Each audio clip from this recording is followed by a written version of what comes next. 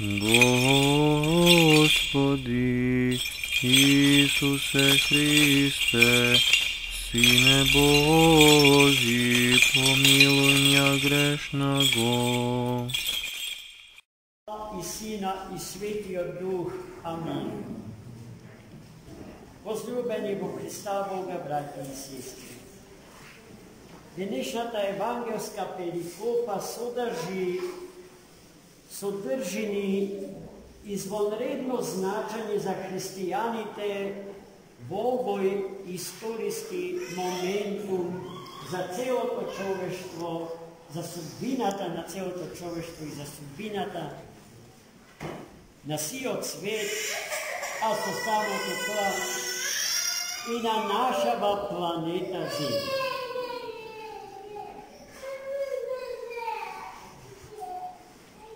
Најпрво, сакам да ве подсетам дека секој евангелско четиво кое што зборува за Христос и неговото дружење со народот, почнува или завршува со констатацијата дека Христос е окружен од голем народ, но никаде не се кажуваат точни бројки што е вообичаено за нашево време.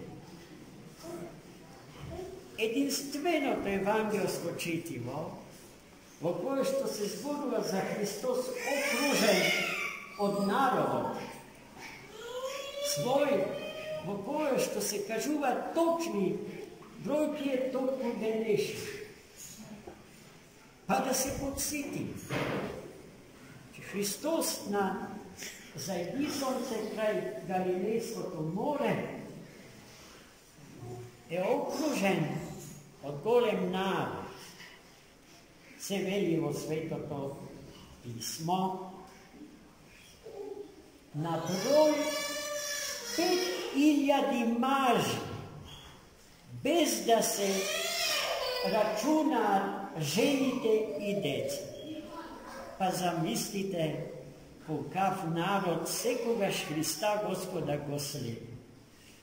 Зошто народот предводен од Христа во тој ден го затекнува зајди сонцето? Затоа што народот не може да се оддели од својот животодавец и спасител, од неговите животодавни зборови, од логосот негов божествен, кој што лекува, просветува, кој што утешува, орадостува. Затоа народот поскоро би останал и гладен, и жеден, и ненаспан, за да биде во близина на својот Спасител, на својот Месија, Христос. Ама Христос и во такви моменти не го заборава својот народ и неговите потреби. Поради што, кога еден од апостолите доаѓа да го замоли Христа Господа да го отпушти народот свој, да се разотиде секој во домовите своји, бидејќи заоѓа сонцето, а згоре на тоа ништо не се јаде, гладни се. А Христос одговара со против прашање. А што имате вие од јадење, од храна, да им дадете на овие луѓе, на овој народ? А тие рекле, ништо, Господи, освен 2 риби и 5 леба. Донесете ги, им рекол Христос. Ги благословил, ги искашил и апостолите умножено и преумножено им ги носеле на луѓето чија бројка точно ја знаеме. 5000 народ, не рачунајќи ги жените и децата, bea nahraniti со 2 риби и 5 телеви. Зошто реков дека овој настан, запишан на страниците од Светата книга, е одговор за нашите недоуменија, за нашите стравови, за сите закани со кои што некои сили или силеджи не преплашуваат и не закочуваат долу. Зошто?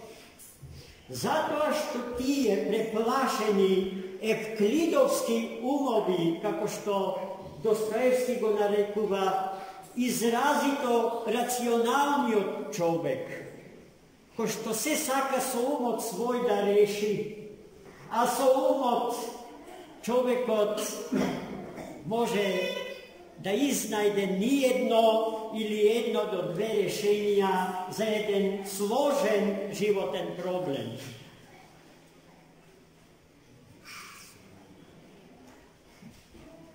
И уште згора на тоа не треба да се заборави дека умните способности на човекот или умот во човекот учествува со само 20% од севкупните гносеолошки потенцијали на човечката природа и личност. Тој човек кој што рачуна само на 20% од себе си, дошол до заклучок дека 8 милиарди луѓе на земјата не можат да обстанат, дека се премногу, не можат да се прехранат, бидејќи земјата нема толкави потенцијали за да прехрани толку народ, а човештвото е постојан демографски подем, растење, умножување. Како да се реши тој проблем? И повторно рационалниот на Евклид, познат антички математичар, доаѓа до решение. 6 милиарди од 8 да се ликвидира.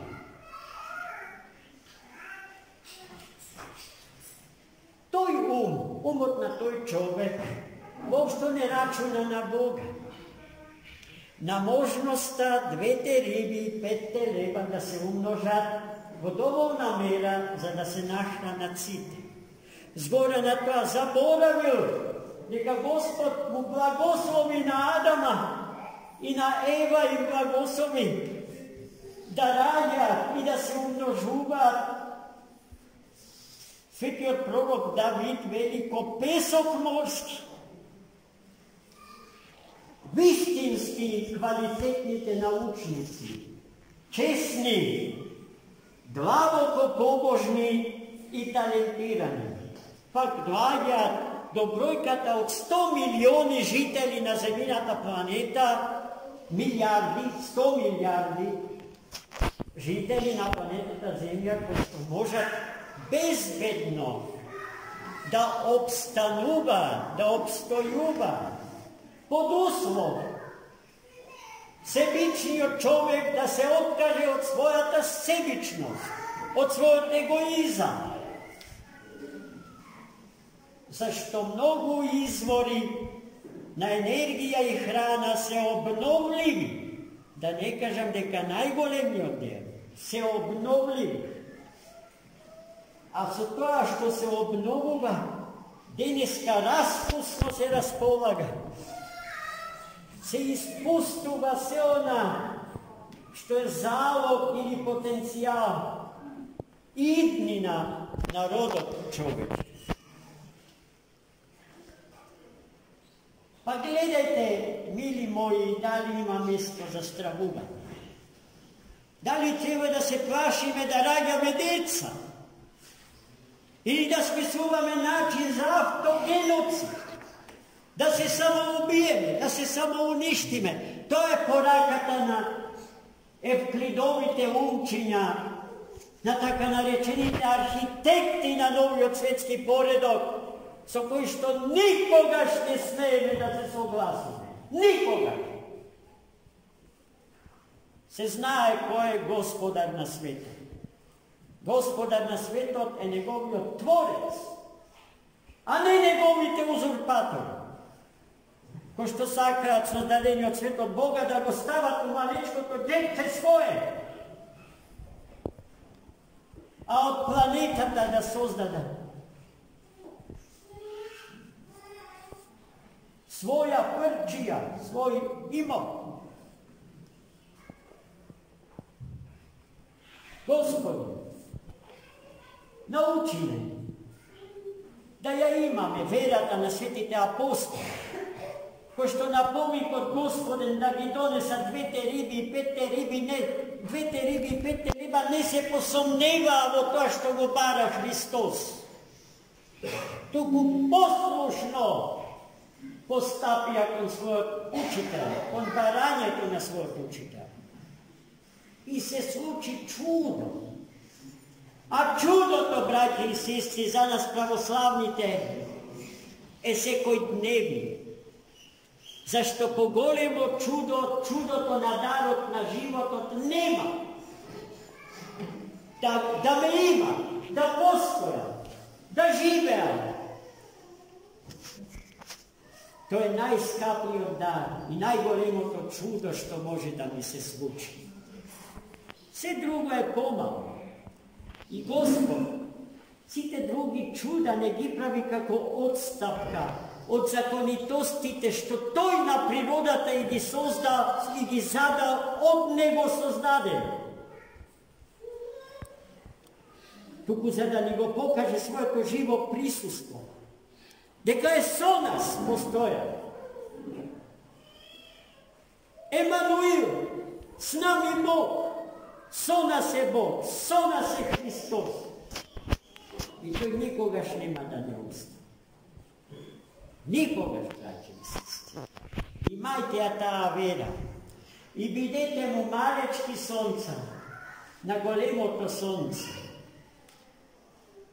Носете ја радоста од животот како дар Божи и сеете ја насекаде околу. Една од главните улоги и функции на православните христијани во овој свет е токму таа, да шират радост, а не песимизам и страх. Да не страдаат од прекумерно распространетите душевни болести, схизофренијата, депресијата, и кој ќе ги донаброи колку ги има, колку се преумножиле тие страшни болести, што ни ги кратат перспективите на вечниот живот. Ајде да видиме православни христијани по живот, а не само по збор. Амин. За многу години. Честит.